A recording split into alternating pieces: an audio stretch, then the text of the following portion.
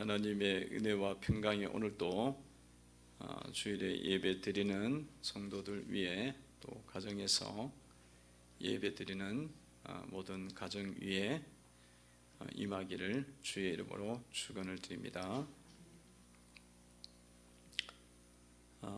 여러분 지난 주간 한 주간 지내면서 주님 말씀 안에 거하시면서 지내셨습니까? 어떻습니까? 지난주에 제가 말씀드리면서 어떤 말씀 드렸죠? 아무것도 염려하지 말라. 오직 하나님이 너희들을 지키시고 먹이시고 보호하신다. 그는 염려하지 말 것과 그리고 그 말씀을 지킬 때 이제 그의 나라를 구하게 될 때, 다만 그의 나라를 구하게 될 때에 주님께서 이 모든 것들을 더해 주실 것이다. 그렇게 이제 말씀을 했죠. 여러분 한 주간 살면서 염려하지 않고 깨끗한 마음으로, 겸손한 마음으로 여러분들이 사셨다면 여러분 삶 속에서 이 플러스가 되는 더해 주시는 하나님의 은혜가 있었을 거예요. 플러스가 되는 은혜, 플러스가 되는 은혜를 분명히 이제 베푸셨을 텐데요. 지난주에 1년에 한 번 정도 이렇게 연락 오는 그런 성도님이 계셔요. 그래서 그분이 이제 연락이 와서 전화가 왔는데, 목사님, 제가 기도하다 보니까 너무 성령의 감동이 돼서 목사님께 좀 드릴 것이 있다고 그러면서 연락이 온 거예요. 그러니까 뭐 1년에 한 번 연락이 하고 갑자기 또 연락 와서 그러니까 제가 당황스럽기도 하고 또 그분의 삶이 그렇게 뭐 녹록지 않으니까, 어려운 것 아니까 그렇게 안 하셔도 된다고 제가 그런 이야기를 했어요. 그랬더니만 하여튼 뭐 새벽에도 기도하고 뭐 이렇게 기도하는 가운데 너무 감동이 돼서 그렇게 이제 해야겠다고, 목사님 개인 계좌를 불러달라고 그래서 그러시냐고 이제 그렇게 해서 이제 더해지는 은혜가 있었어요. 더해지는 은혜가 있었습니다. 금액은 알 필요는 없고요. 궁금하겠지만 하여튼 그랬던 더해지는 은혜가 있어서 왜 이런 일이 있을까 이제 그런 생각을 제가 이제 하면서 지냈는데, 성도들에게 나누라는 이야기구나. 자기의 마음을 겸손하게 낮추고 그의 의를 구할 때, 그 거룩이잖아요. 그의 나라 구하는 거 거룩이잖아요. 주님의 그 말씀을 구하고 낮추고 깨끗이 할 때에 주님께서 이런 은혜가 있다. 그거를 성도들에게 나눠서 성도들도 플러스가 되는 삶을 살기를 원하시는구나. 그거를 제가 깨달았어요. 깨달았습니다. 성도 여러분들은 지금 여기 참여하신 분들 혹시 그런 플러스가 뭐 물질이 아니더라도 다른 것들을 통해서 오는 거거든요. 그냥 한쪽만 생각하지 말고 다양한 쪽으로 주님이 이렇게 주셔 필요한 것들에 대해서 플러스 되는 삶이 여러분들 가운데 있었으리라 믿습니다.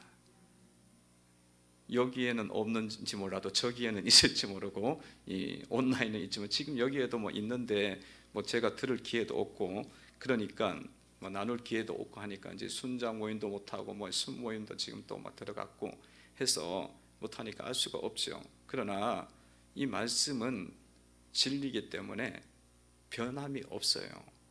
그거는 뭐 나에게만 적용되는 게 아니라 성도 모두에게 다 이루어지는 말씀입니다. 다 이루어지는 말씀이에요. 그래서 아마 이게 그렇게 했는데도 잘 몰라갖고 이게 못 나누는 거야.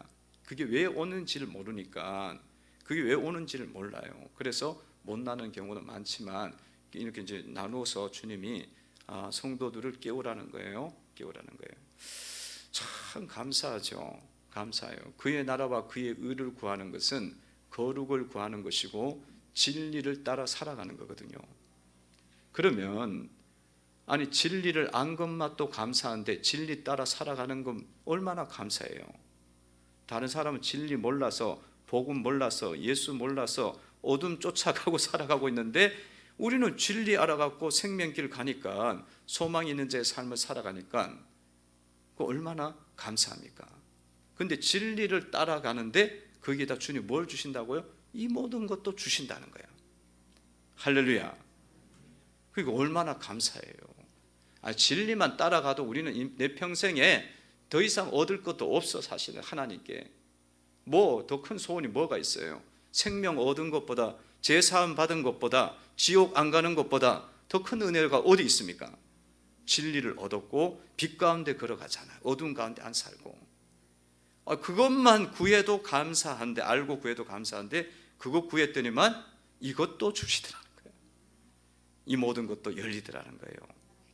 여러분 삶에 그런 은혜가 앞으로, 올해는 이제 다 갔어요. 올해도 얼마 안 남았지만 그 은혜가 열리기를 바라고, 내년에도 활짝 열리기를 바랍니다. 코로나가 있는데 얼마나 어려워. 그 사람 삶은 내가 아는데, 그런데도 성령은 그렇게 역사해요. 할렐루야. 그러니까 우리 말씀은요, 상황과 환경을 넘어버려요. 진리를 구하고 살아가니 감사하죠. 그래서 그런 일이 있었다, 그런 말씀을 나눴고요.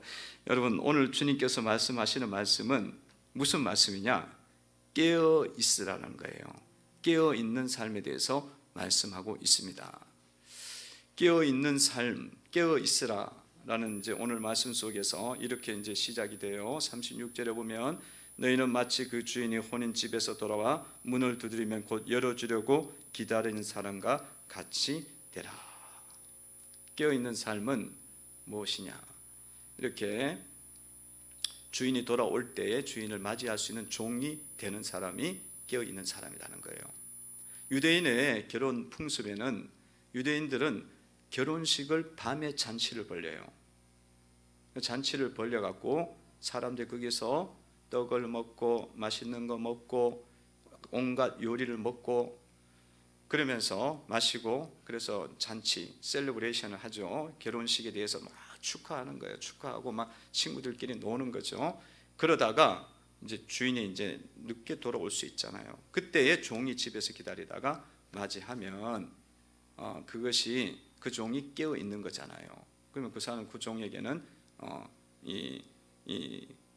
깨어 있는 건데, 주님이 그런 것을 통해서 깨어 있는 삶에 대해서 지금 말씀을 하는 거예요. 깨어 있는 삶. 주님께서 깨어 있는 삶을 살라고 이제 말씀하세요. 그래서 성도 여러분들은 이 말씀을 통해서 성도 여러분들도 영적으로는 이제 잠을 자지 말고 깨어 있으라는 말씀을 붙잡고 깨어 있어야 되는 줄로 믿습니다. 깨어 있으라. 영적으로 깨어 있으라는 거예요. 깨어 있으라. 코로나 시국이니까 이게 뭐 상황이, 환경이 이러니까 우리가 막 잠을 잘 수도 있어요. 너무 이게 막 바운더리가 자꾸 잘리니까 이게 활동 범위가 자꾸 제한이 되니까 육신이 제한되면서 영적으로도 제한될 수가 있죠. 그리고 생각 자체가 자꾸 막히는 거야. 근데 이럴 때일수록 우리는 주님 말씀 붙잡고 이제 영적으로 깨어 있어야 된다. 주님이 깨어 있을 것을 말씀하셨는데 왜 이렇게 깨어 있으라고 말씀하냐면 깨어 있는 자가 복이 있는 거예요. 깨어 있는 자가 복이 있어요. 오늘 37절에 보면 이런 말씀이 있습니다. 37절을 한번 읽어봅니다. 시작. 주인이 와서 깨어 있는 것을 보면 그 종들은 복이 있으리로다. 내가 진실로 너에게 이르노니 주인이 띠를 띠고 그 종들을 자리에 앉히고 나와 수종 들리라. 아멘. 깨어 있는 종들은 복이 있다는 거예요. 복이 있으니까 주님이 자꾸 깨어 있으라는 거예요. 어떤 복이 있냐면 주인이 섬겨줘, 칭찬해줘, 섬겨줘, 수종 들어줘. 그런 복이 있다는 거예요. 그러니까 우리가 깨어 있는 삶을, 영적으로 깨어 있는 삶을 이제 말씀 붙잡고 우리가 살아가야 된다는 것입니다. 반대로 이제 깨어 있지 않으면 어떤 일이 벌어지냐면 주인이 와갖고는 때린다는 거예요. 벌을 준다는 거예요. 그 벌을 주니까 어떻게 해야겠어요? 우리 더 깨어 있어야겠죠. 46절에 보면은 이렇게 생각하지 않는 날 알지 못하는 시각에 그 종의 주인이 이르러 엄히 때리고 신실하지 않은 자의 받는 벌에 처하리니. 이 깨어 있지 않으면 어떤 일이 벌어지냐면 맞아, 주인한테 맞아요. 때린다잖아요. 그러니까 주인이 누구냐면 예수님이야. 예수님이 우리를 때린다는 거예요. 벌을 준다는 거예요. 그러면 우리의 삶이 어떻게 돼요? 아프지, 상처가 있죠. 그래서 그런 우리 삶을 예수님 믿으면서 성도의 삶을 살아가면서 맨날 영적인 잠을 자갖고 이렇게 맞으면서 살아서는 안 되잖아요. 그래서 주님께서 말씀하시기를 깨어있는 자의 삶을 살라고 말씀하는 거예요. 우리가 깨어있지 않으면 마귀가 와서 막 우리를 자꾸 힘들게 하는 거지. 영혼도 지치게 하고 육신도 아프게 하고 삶들도 자꾸 묶어버려요. 제한해버려. 그럼 그건 때리는 거야. 벌에 처해진 거야. 아니, 그렇게 우리가 예수를 믿고 살아갈 이유가 뭐 있습니까? 주님께서는 그걸 아시기 때문에 깨어 있어갖고 깨어있는 자의 복, 주님이 돌봐주시고 주님께서 섬겨주시는 그 은혜를 입으면서 살라는 것입니다. 그러면 깨어있는 삶은 어떻게 살아가는 것일까? 영적으로 여러분들이 이제 활짝 깨어나야 돼요. 코로나가 왔지만은, 그리고 삶에 여러 가지 일들이 있지만 영적으로 다 이제 깨어있는데, 깨어있는 자의 삶은 어떻게 사는 것이냐? 그것은 35절에 보면 이런 말씀이 있죠. 35절을 한번 읽어봅니다. 시작. 허리에 띠를 띠고 등불을 켜고 서 있으라. 아멘. 이렇게 깨어있는 자의 삶에 대해서 주님 말씀하면서 허리에 띠를 띠고 등불을 켜고 그렇게 서 있는 삶에 대해서 말씀을 하고 있습니다. 유대인들은요, 허리에 띠를 띠면은 뭘 하느냐 하면 일을 할 채비를 갖추는 거예요. 유대인들의 의복은 겉옷이 도포자루 같아요. 두루마기, 우리나라 이야기하면 두루마기 같아서 갖고 두루마기 같아 갖고 이게 펄렁펄렁 거린단 말이에요. 그러면 일을 할 때마다 이게 펄렁펄렁 거리면 날렵하게 일을 할 수가 없고, 그거 뭐 펄렁이다 보면 여기에 이렇게 뭐 음식 묻지, 저기에 뭐 끼어있지, 큰 사고 난단 말이에요. 그렇기 때문에 허리에 딱 띠를 띄어 갖고 이걸 딱 동념해 갖고 몸을 날렵하게 만드는 거죠. 그게 허리에 띠를 띠는 거예요. 그런 것처럼 해서 있는 것이 바로 깨어 있는 자의 삶이라는 겁니다. 그래서 이 허리에 띠를 띠고 등불을 손에 들고 그렇게 하는 것을 통해 갖고 깨어 있는 게 뭔지를 가르쳐 주는 거예요.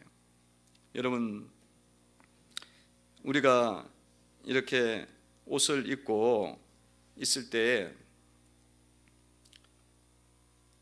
그런 한복 같은 거 입고 여러분들이 집에서 집안 일을 할 수 있겠습니까? 한복같이 이렇게 펄럭이는 옷을 입고 그러면 뭐 음식 만들다가도 너무 힘들고 피곤하죠. 지치죠. 그러니까 그런 옷을 입었을 때 참 위험합니다.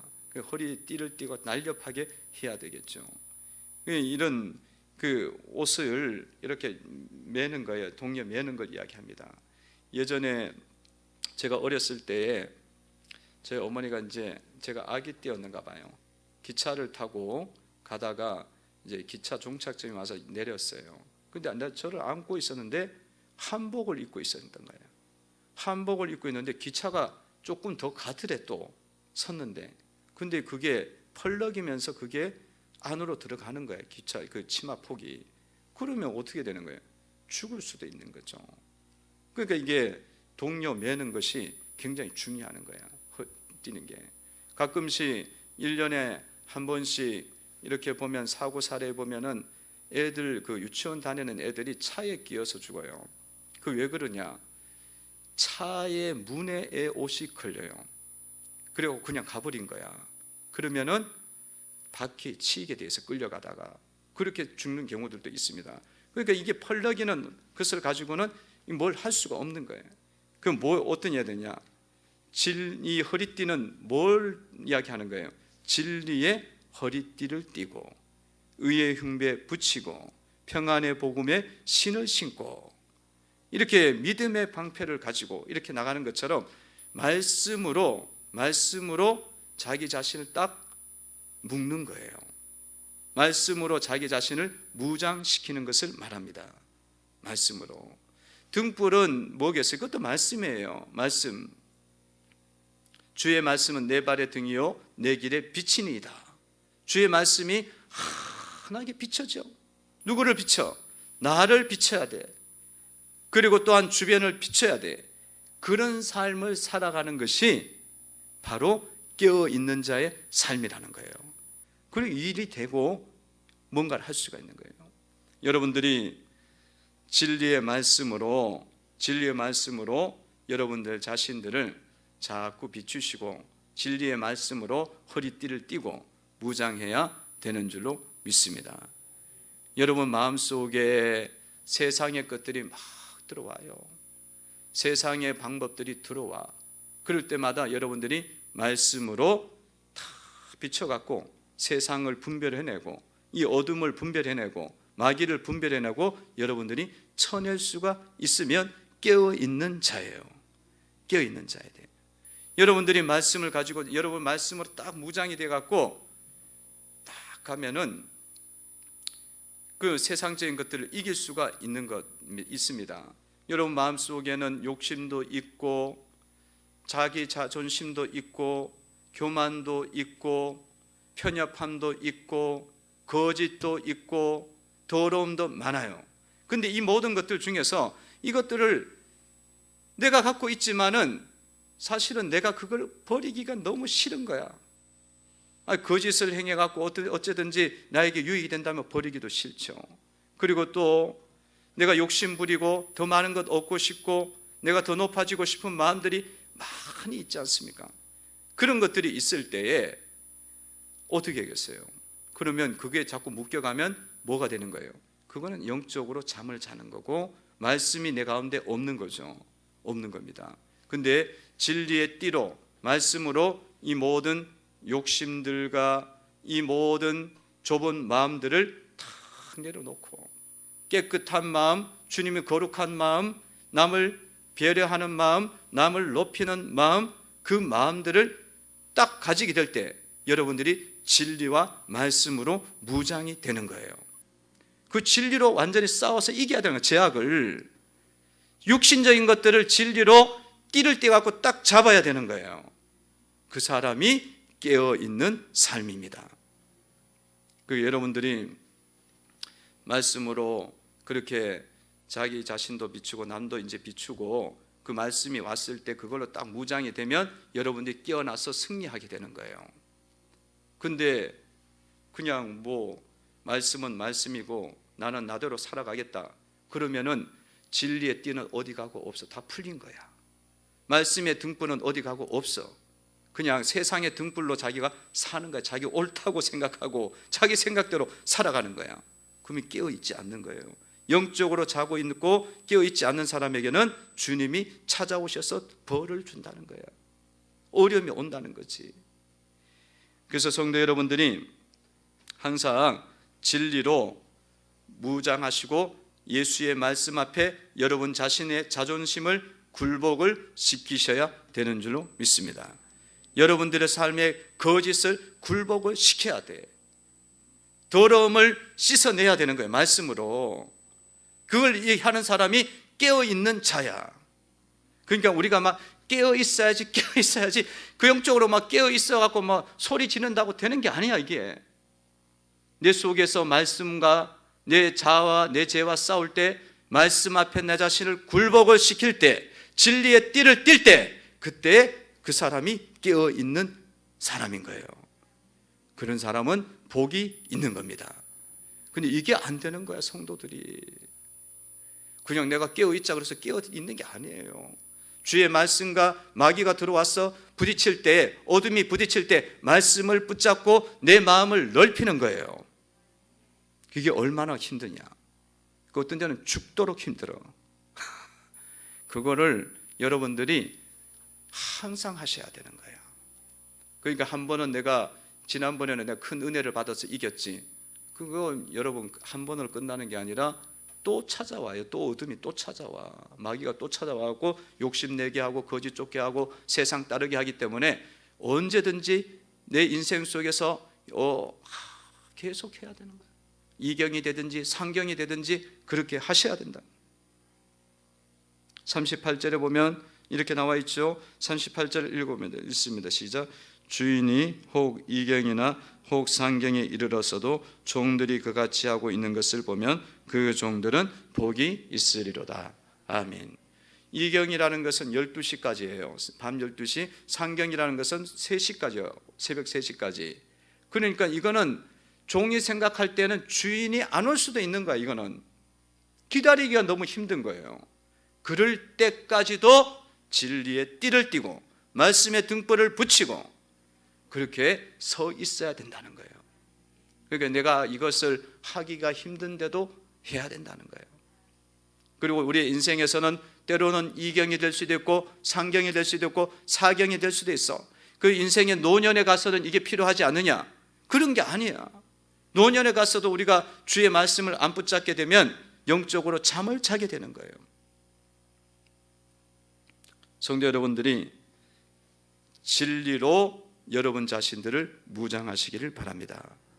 그리고 진리로 여러분 가정 속에 진리가 띠를 띠고 말씀의 등불이 비춰지게 하셔야 돼요. 그리고 여러분의 소그룹과 여러분의 교회와 여러분 부서와 기관 속에 진리가 살아있도록 하셔야 돼요. 진리로 묶어버리는 거야. 사탄을 묶는 거지. 마귀를 묶는 거예요. 이런 일들이 있는 자, 그것이 허리에 띠를 띠고 등불을 켜고 서 있는 깨어있는 성도라는 거예요.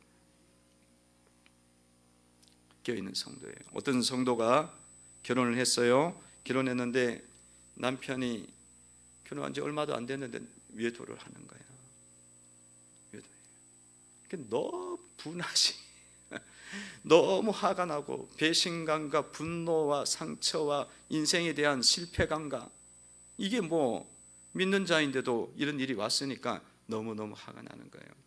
그래갖고 도저히 살 수가 없는 거야. 살 수가 없어서 기도원에 가서 기도를 하는 가운데 말씀도 듣고 또 이런저런 또 책도 읽고 그러는 가운데 그 책 중에 지난번에 큐티 책 내놔준 그 저자가 있어요. 날마다 큐티하는 여자라는 그 김양재 목사님 쓴 책이 있어요. 그 책을 읽으면서 말씀을 자기가 보게 됐어요. 어떤 말씀을 봤냐면 말씀을 통해 갖고 자기의 죄를 보게 된 거야. 자기의 죄를.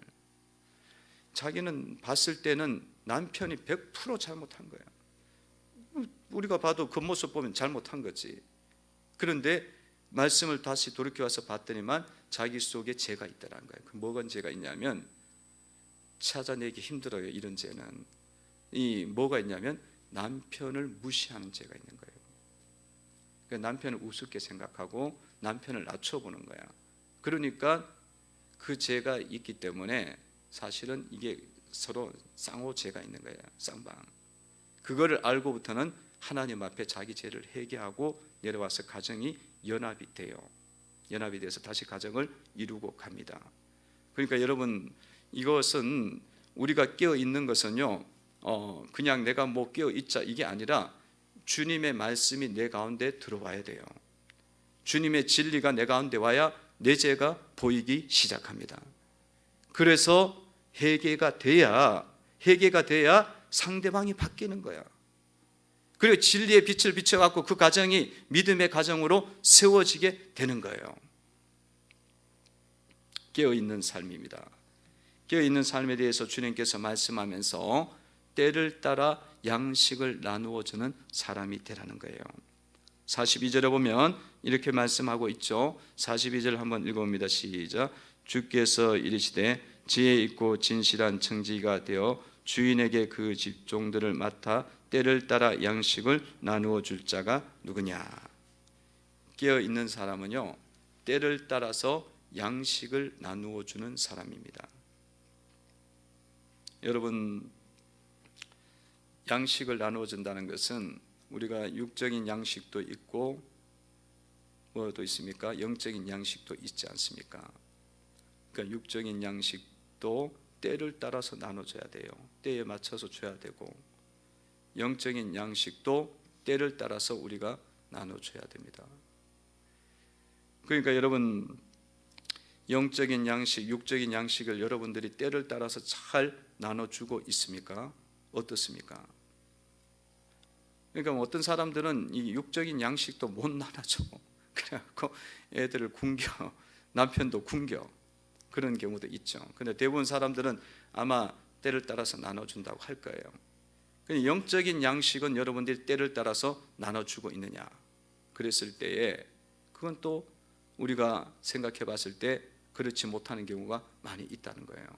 그러니까 여러분의 삶 속에서 영적인 양식이든지 육적인 양식이든지 정신적인 양식이든지 이런 것들이 계속적으로 나눠주는 사람, 그 사람이 깨어있는 사람이라는 거예요. 깨어있는 사람. 삶 속에서, 가정에서 이것들이 잘 나눠져야 돼요. 가정에서 남편은 아내를 위하고 아내의 필요를 채워줘야 되는 거예요. 아내는 남편을 위하고 남편의 필요를 채워주는 가정, 그런 가정이 될 때에, 그 가정이 될 때에 때를 따라서 양식을 나눠주는 가정이 되는 것입니다. 여러분, 남편이 말을 해요. 말을 하면 어떤 말을 하느냐? 아내에게 좀 우리가 좀 이렇게 이웃을 배려하면서 삽시다, 그렇게 이야기해. 또 혹은 또 어디 가서 우리가 좀 산책을 합시다, 공원에를 갑시다, 이렇게 이야기를 해요. 그러면 남편의 필요지. 그 남편의 필요를 듣고 아내가 무시하지 않고 그거를 들어주는 거예요. 들어주는 거예요. 그것이 때를 따라서 양식을 나눠주는 거예요. 필요를 채워주는 거니까, 필요를 채워주니까 양식. 반대로 아내가 남편에게 이야기해요.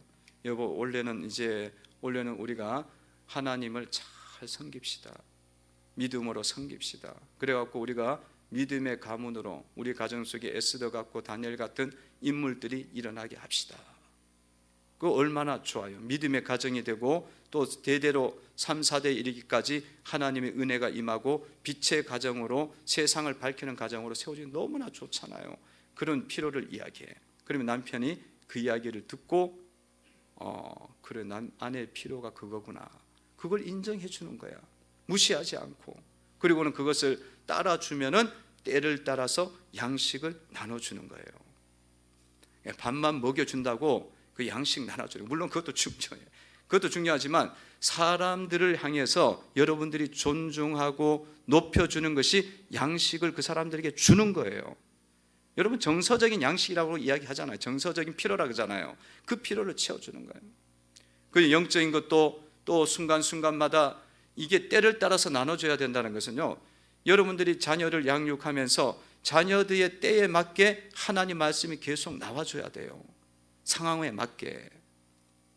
그 상황 속에서 주님께서 어떻게 은혜를 왜 주셨는지, 그 은혜가 왜 왔는지, 하나님 앞에 어떤 삶을 살기 때문에 주님께서 너의 삶을 지금 붙잡고 있는지를 자녀들이 시기적으로 그게 있단 말이야. 그러면 그거를 가르쳐 주고 알려주는 것이 때를 따라서 양식을 주는 거예요. 영적인 양식을 공급해 주는 겁니다. 그것이 되면은 이것들이 이 가정이 충실해져요. 충실해져.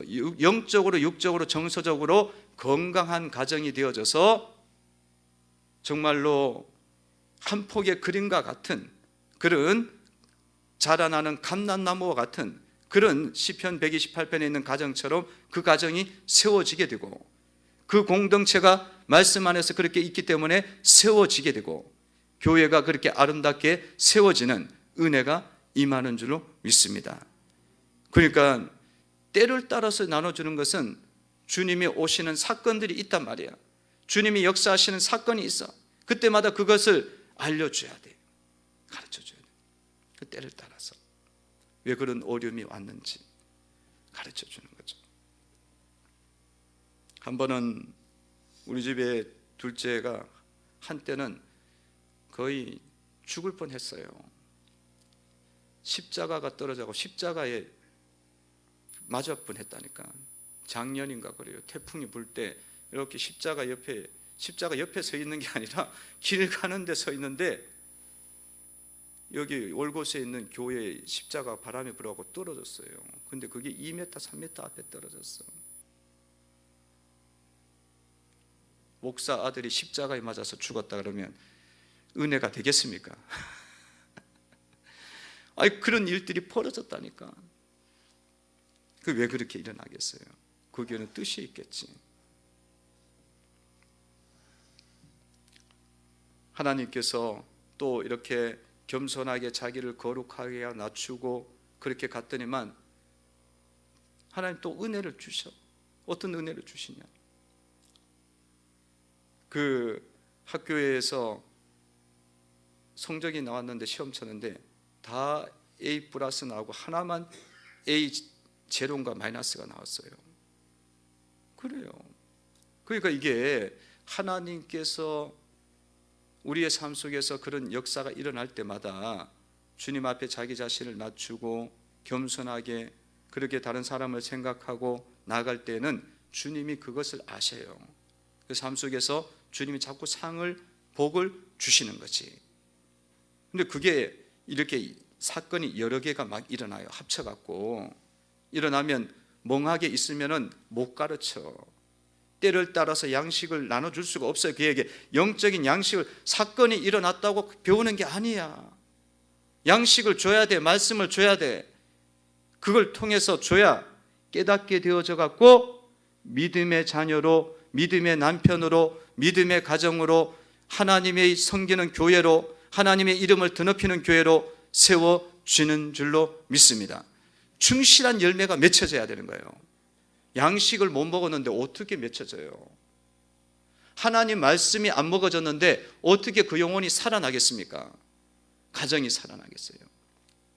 때를 따라서 양식을 나누어 주는 자, 그 자가 깨어있는 자인 줄로 믿습니다.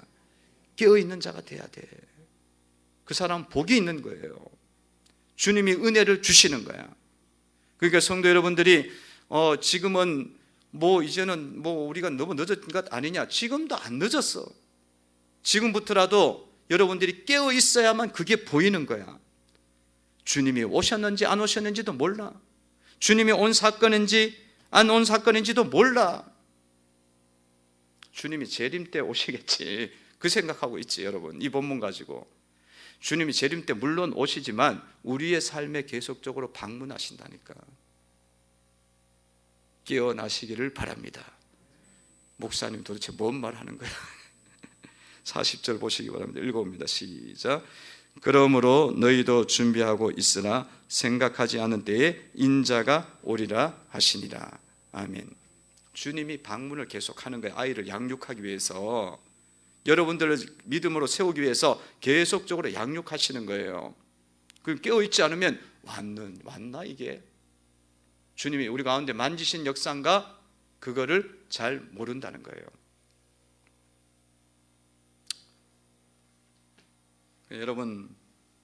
여러분들이 깨어있지 않으면요 충실하게 못 세웁니다. 그 뭐 하느냐면 여러분들이 양식 안 주면요 다 굶어 죽이는 거예요. 막 때리는 거야. 사실은 자녀를 굶겨 죽이는 거, 때리는 거지. 45절 보시기 바랍니다. 한번 읽어봅니다. 시작.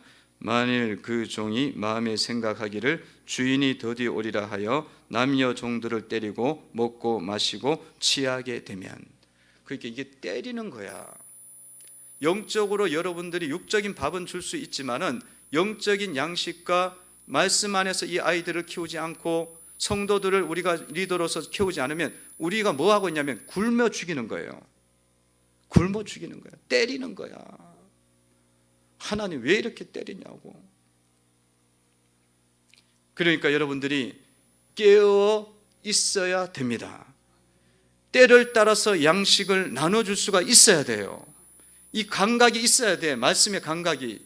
영적인 말씀을 듣고 여러분들이 살리는 그런 삶을 살아야 되리라 믿습니다. 어떤 가정은요, 예수를 믿는 가정인데 남편이 너무 험한 말을 해요. 폭언, 폭행 이렇게 해요. 그 아내가 결혼해서 그런 이야기 계속 들었기 때문에 상처가 너무 많은 거야. 근데 그걸 어떻게 해결할 수가 없는 거야. 이 구조 자체가. 근데 문제는 애까지도 그렇게 자라더라는 거야. 애가 청년이 됐는데 밥을 먹어도 살이 안 쪄. 삐쩍 말라갖고. 그 병원에 가서 갔더니만 장 기능이 너무 약한 거야. 그 비장이라는 그 기능이 이게 도대체 돌아가질 않아갖고 이게 뭐 소화도 잘 안 되고 뭐 그래갖고 빼빼 마르는 거예요. 사람 모습이 아닌 거예요. 근데 그 가정이 그런 가정인데 그래도 아버지가 이야기하기를 자식에게 결혼하면 1억을 주겠대. 아니 그러면 부모가 돼갖고 자식을 엄청 사랑하는 거거든요. 그 정도 뭐 아주 잘 사는 가정도 아니니까 그렇게 줄 생각하면 엄청 사랑하는 거잖아요. 그런데도 가정이 예수를 믿으면서 살아가는 가정인데 뭐가 있는 거예요? 그냥 이렇게 마귀가 다 집어 뜯은 막 사탄의 역사가 막 해하고 어둡게 된 가정이야. 그냥 행복하지가 않고 거룩하지도 않아. 아무것도 아니야.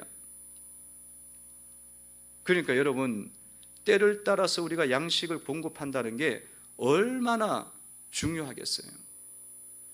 그 부모가 이 아버지가 사랑이 뭔지를 모르는 거야. 사랑이 뭔지. 사랑은 그냥 돈 1억 주면 되는 줄 알아. 그냥 그 때를 따라갖고 그 아이와 그 아내에게 계속적으로 사랑과 존중과 베품이 있어야 되는 거지. 그 돈 막 끌어 모아 갖고 있다가 죽을 때 돼 갖고 그 주면 병 다 들어가고 아들 죽게 생겼는데 장가도 못 가. 그렇게 하면 비리비리 해갖고 그 아가씨들이 오겠어요. 집사님들 같으면 자녀들 보내주겠어. 그게 딸을 안 보내주겠지. 그러니까 어둡단 말이에요. 그래서 성도 여러분들, 여러분들이 영적으로 깨어 있어야 됩니다.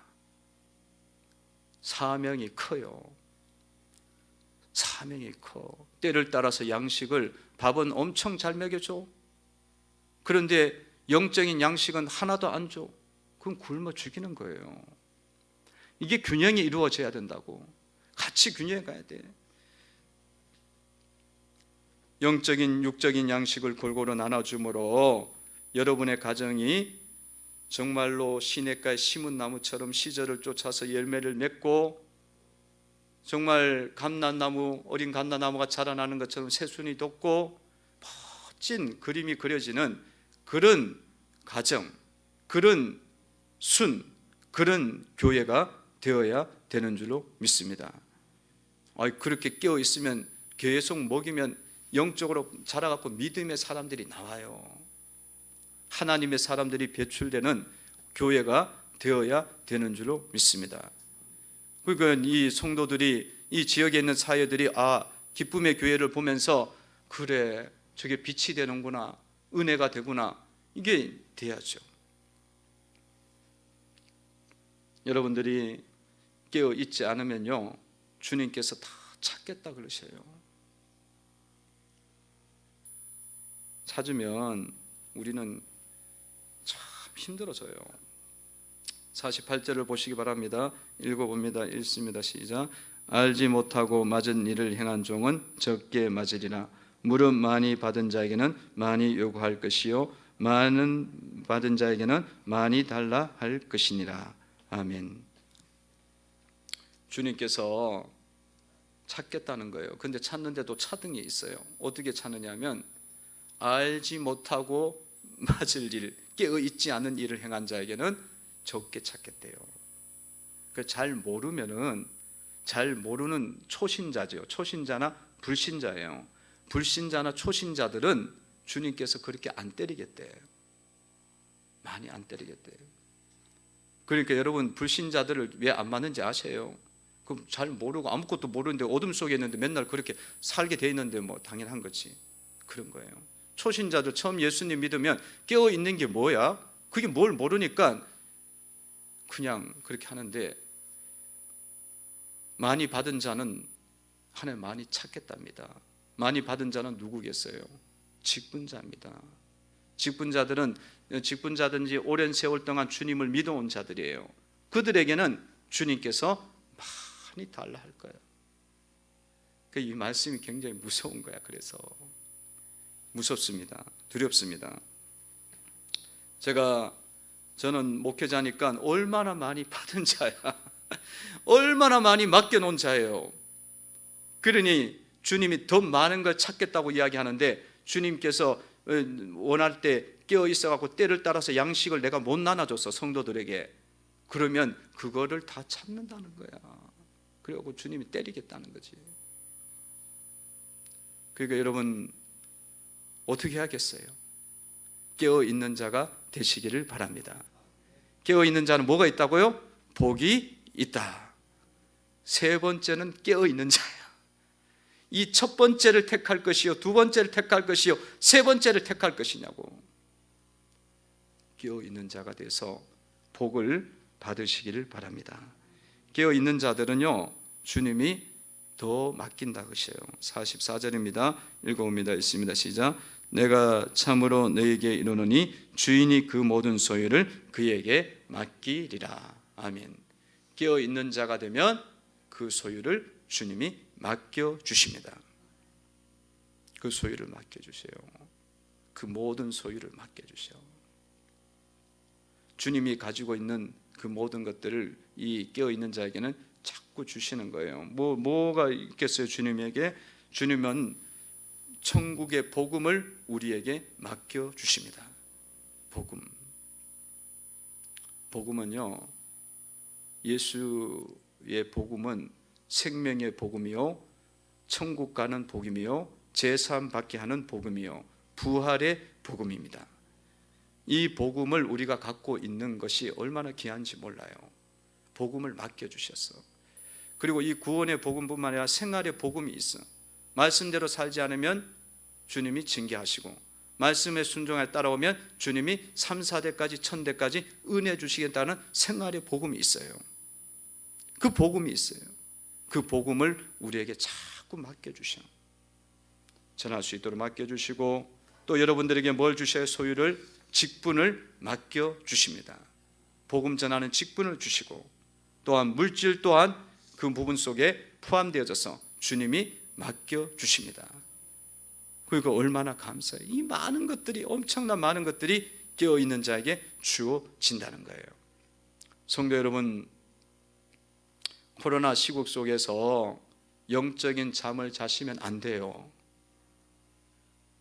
잠을 자시면 안 돼. 환경이 이렇고 상황이 이렇고 그래갖고 날씨는 춥고 겨울로 지면 안 돼요.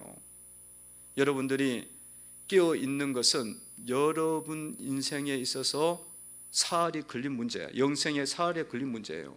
뿐만 아니라 여러분 가정을 살리느냐 못 살리느냐 문제라고. 여러분의 가정이 믿음의 가정이 되었고 3, 4대까지 은혜를 받게 하느냐, 그래갖고 빛의 가정으로 세워지냐, 그런 문제가 걸린 거예요. 그렇지 않으면 마귀가 자꾸 틈이 탄다니까. 그 마귀가 오면은, 어둠이 오면은 우리는 계속 침체해요. 그리고 쏘가, 그러면 그건 물질도 나가, 쏘기 때문에. 그리고 건강도 다쳐. 그렇게 어둡게, 아까 내가 한 가정을 이야기했잖아요. 아니 예수를 믿었는데 왜 그렇게 어둡게 살아? 충실함이 없잖아요. 깨어있지 않기 때문에 그래요. 깨어있지 않으면 그렇게 되는 거예요. 그래서 여러분들이 이 시국 속에서 주님이 주시는 어려운 시대야. 지금 이 시대 속에서 이경이 되고 상경이 될 수도 있어요. 이게 점점 길어질 수도 있어요. 이럴 때일수록 우리가 주님 말씀대로 너희는 깨어 있으라. 진리의 띠를 띠고 말씀의 등불을 들고 내 영혼을 비치고 내 가정을 비치고 우리의 교회를 비치고 이 지역사회를 비추는 성도들이 되시기를 주의 이름으로 축원을 드립니다. 기도드리겠습니다. 하나님,